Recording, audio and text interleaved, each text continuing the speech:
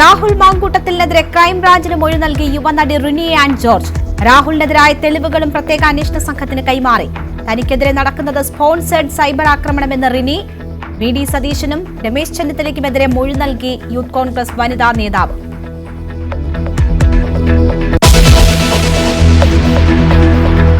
ഖത്തറിൽ ഇസ്രയേൽ ആക്രമണത്തിൽ 6 പേർ കൊല്ലപ്പെട്ടതായി സ്ഥിരീകരണം. ആക്രമണം നെതന്യാഹുവിന്റെ തീരുമാനമെന്ന് ട്രംപ്.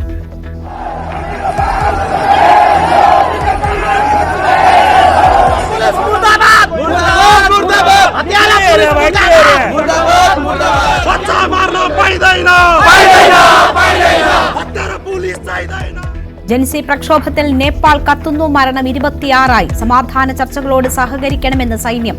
അതിർത്തി സംസ്ഥാനങ്ങളിൽ നിരീക്ഷണം ശക്തമാക്കി ഇന്ത്യ.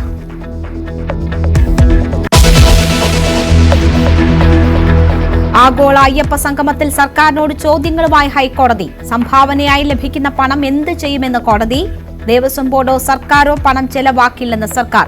സന്നിധാനത്തെ ദ്വാരപാലകരുടെ സ്വർണ്ണപ്പാളി ഇളക്കി മാറ്റിയതിൽ ദേവസ്വം ബോർഡിന് വിമർശനം. ചെന്നൈയിലേക്ക് കൊണ്ടുപോയ സ്വർണ്ണപ്പാളി ഉടൻ തിരിച്ചെത്തിക്കണമെന്ന് ദേവസ്വം ബെഞ്ച്.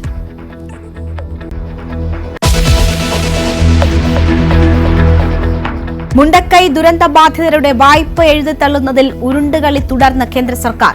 ഹൈക്കോടതിയിൽ 3 ആഴ്ച സാവകാശം തേടി. ഏത് മന്ത്രാലയമാണ് തീരുമാനമെടുക്കേണ്ടത് എന്നതിൽ ആശയക്കുഴപ്പമെന്ന് സർക്കാർ. കേരള ബാങ്ക് കടം എഴുതിത്തള്ളിയത് ഓർമ്മപ്പെടുത്തി കോടതി.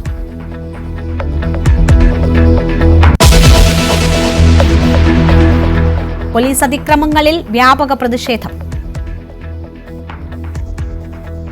പോലീസിനെ രാഷ്ട്രീയവൽക്കരിക്കാൻ CPM ഭരിക്കുന്ന മുഖ്യമന്ത്രിയും നടത്തുന്ന ശ്രമത്തിന്റെ ഭാഗമാണിത്.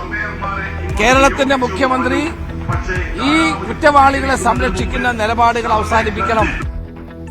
സുജിത്തിനെ മർദ്ദിച്ച പോലീസ് ഉദ്യോഗസ്ഥർ പുറത്തിറങ്ങിയാൽ അടിച്ചു കാലൊടിക്കുമെന്ന് കെ മുരളീധരൻ. വിവാദ പോസ്റ്റുമായി മറയൂർ SI. മൗനം തുടർന്ന മുഖ്യമന്ത്രി.